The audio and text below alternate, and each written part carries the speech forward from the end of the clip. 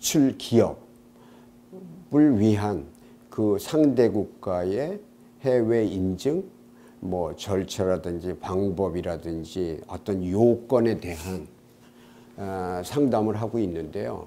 이 수출하는데 제일 이제 장벽이 소위 말하는 기술 무역 장벽, TBT라고 그래요. Technical Barrier to Trade. 상대국의 비관세 장벽인 기술 장벽을 극복하기 위한 해외 인증을 취득해야 하는데 전문가 상담 서비스를 제공하고 있는 파트가 이제 해외 인증 상담센터라고 보시면 되겠습니다.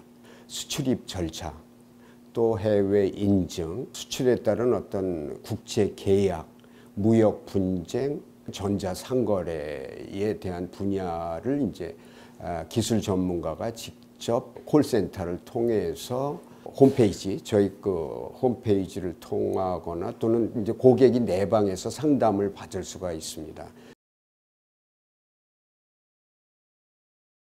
수출하고 해외 인증은 사실은 뗄 수 없는 불가분의 관계예요. 수출하기 위해서는 상대국의 인증이 반드시 뒤따라가야 하는 불가분의 관계죠. 설계 전 단계죠. 그래서 해외 인증을 이입시켜야 나중에 상품이 다 개발된 다음에 해외 인증을 받겠다 그러면 어떤 그 상대 국가의 기술 요건이나 적합성 검토 없이 제품을 설계, 생산을 했기 때문에 기술 요건에 부적합할 수 있는 제품을 다 수정해야 되고 큰 문제가 발생됩니다.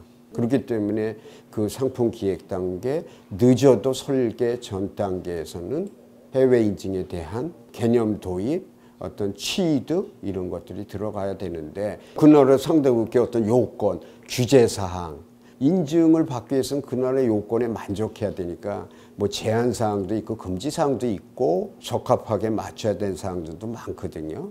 수정해야 되고 개선해야 되고 전문 용어로 품질 실패 비용이 많이 생기는 거죠. 그것도 하나의 퀄리티적인 요소니까 상품 기획 단계에서 해외 인증에 대한 벤치마킹을 해야 한다. 저는 그렇게 보고요.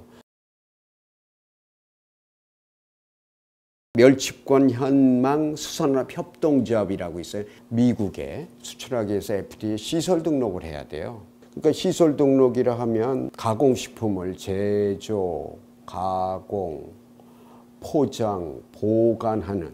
근데 홈페이지에 그냥 어디 가서 해야 될 위치를 모르니까 저한테 이제 상담 전화가 와서 회원 가입을 해서 FDA 홈페이지에 어디 가서 이제 시설 등록을 하라. 오픈을 하면 일단 섹션 1에서 뭐 12단계까지 내용을 쭉 입력을 시켜야 돼요. 그렇게 해서 이제 미국에 제출을 하면 FDA에서 이제 확인을 하고 미국에 대리인이 있어야 돼요. 미국 사람이거나 미국 회사. 그게 반드시 이제 등록할 때 정보가 들어가거든요. 대리인한테 연락이 가서 온라인 연락이 가서 그 사람이 컨퍼메이션을 해줘야지 시설 등록이 완료가 돼서 이제 핀 넘버에는 퍼스널 아이덴티피케이션 넘버가 이제 떨어지면 시설 등록이 완료된 거거든요. 제가 이제 구두로 설명도 드리고 절차서도 제가 갖고 있는 거는 이제 이메일로 보내줘서 등록을 완료했어요. 그래서 이제 나중에 감사 인사를 듣고 가장 보람이 있었던 일 중에 하나였습니다.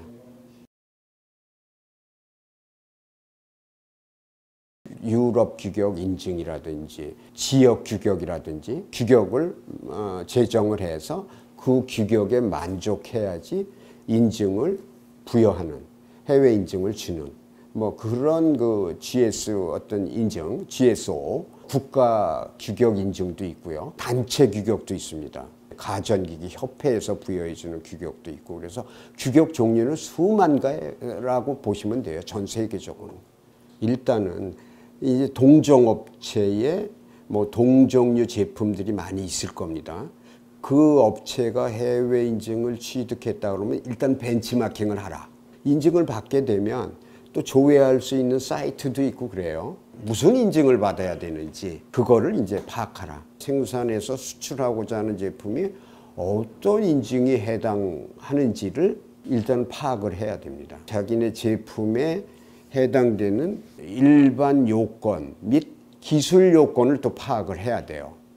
그래야 자기네 제품이 그 일반 요건 및 기술 요건에 만족하는지를 알 수가 있기 때문에 그 상대 국가의 이제 자료를 수집을 해서 파악을 해서 어떤 인증을 받아야 된다. 그게 결론이 됐으면 거기에 해당되는 자기가 수출하고 하자 하는 제품에 대한 기술 전문가나 인증 전문가나 컨설팅을 받아야 되겠죠.